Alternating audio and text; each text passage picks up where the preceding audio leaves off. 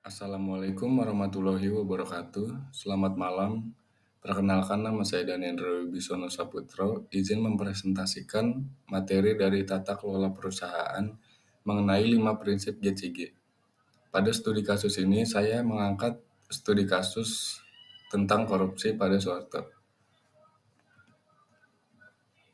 Yang pertama di sini ada GCG atau Good Corporate Governance. Kerangka-kerangka atau sistem yang melibatkan praktik-praktik, prosedur, dan prinsip-prinsip yang bertujuan untuk memastikan manajemen yang baik, transparan, dan akuntabel. Penerapan prinsip-prinsip GCG bertujuan untuk menciptakan lingkungan bisnis yang sehat, etis, dan berkelanjutan, yang pada gilirannya dapat meningkatkan kepercayaan para pemangku kepentingan dan kinerja jangka panjang perusahaan. Sini selanjutnya saya akan menjelaskan 5 prinsip GCG. Yang pertama ada transparansi. Transparansi adalah prinsip GCG yang menekankan keterbukaan informasi kepada para pemangku kepentingan atau stakeholders. Yang kedua ada accountability, yaitu adalah mengacu pada kewajiban dan tanggung jawab para pemimpin terhadap stakeholders yang harus memastikan bahwa keputusan dan tindakan yang diambil sesuai dengan norma, nilai-nilai, dan kebijakan yang ditetapkan. Yang ketiga ada responsibility, pertimbangan terhadap dampak sosial, lingkungan, dan ekonomi dari keputusan perusahaan. Yang keempat ada fairness, perlakuan yang adil dan setara terhadap semua pemangku kepentingan sesuai dengan peraturan perundang-undangan yang berlaku.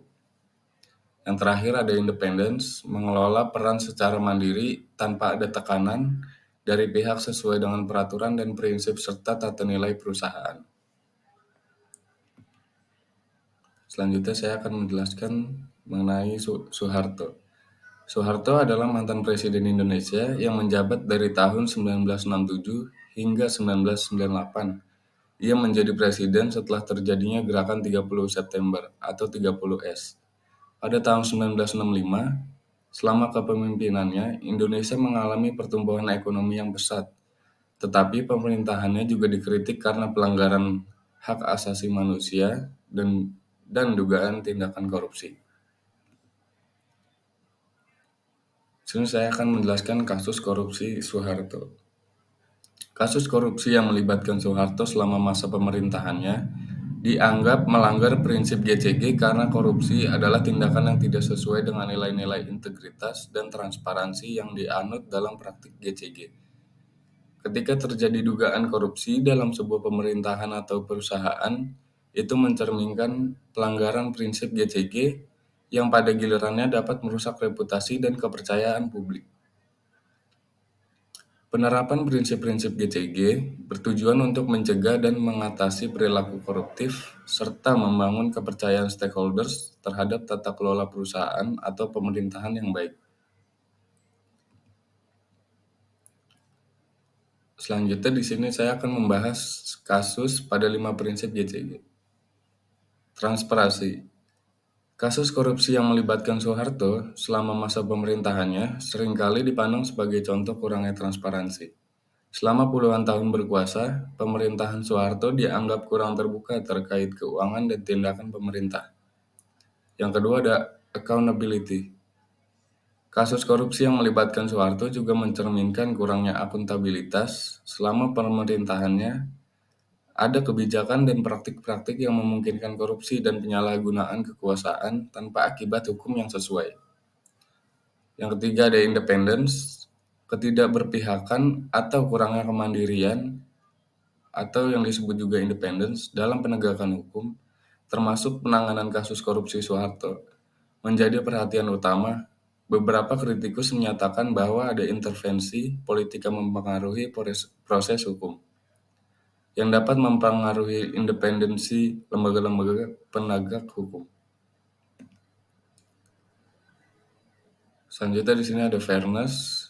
Keadilan atau fairness dalam kasus korupsi yang melibatkan Soeharto menjadi perhatian utama. Ada keprihatinan terkait perlakuan hukum yang adil dan setara untuk semua pihak yang terlibat dalam proses hukum tersebut.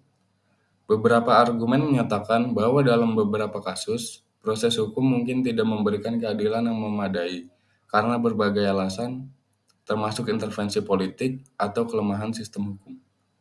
Yang terakhir ada responsibility. Tanggung jawab atau responsibility dalam kasus korupsi Soeharto melibatkan pertanggungjawaban atas perbuatan korupsi yang diduga dilakukan selama masa pemerintahannya. Proses ini mencakup upaya menetapkan siapa yang bertanggung jawab atas tindakan korupsi, serta penegakan hukum terhadap mereka sesuai dengan hukum yang berlaku. Selanjutnya ada dampak-dampak dari korupsi yang dilakukan oleh Soeharto. Yang pertama ada politik dan pemerintahan. Jatuhnya Soeharto pada tahun 1998 membawa perubahan politik besar di Indonesia. Era Orde Baru berakhir dan Indonesia beralih ke sistem demokrasi multipartai. Yang kedua ada ekonomi. Meskipun pemerintahan Soeharto dikenal dengan pertumbuhan ekonomi yang pesat, terutama pada tahun 1980-an, namun praktik korupsi dan ketidaksetaraan ekonomi juga meninggalkan dampak negatif pada sebagian masyarakat. Yang ketiga ada perkembangan hukum. Kasus Soeharto telah menjadi tantangan untuk sistem hukum Indonesia. Proses hukum yang melibatkan mantan presiden menghadapi sejumlah kompleksitas dan kontroversi. Yang keempat atau terakhir ada sosial dan budaya. Periode pasca Soeharto menciptakan ruang untuk lebih banyak kebebasan berekspresi dan partisipasi masyarakat dalam kehidupan politik. Hal ini membawa perubahan sosial dan budaya signifikan di Indonesia. Sekian, terima kasih presentasi dari saya. Wassalamualaikum warahmatullahi wabarakatuh.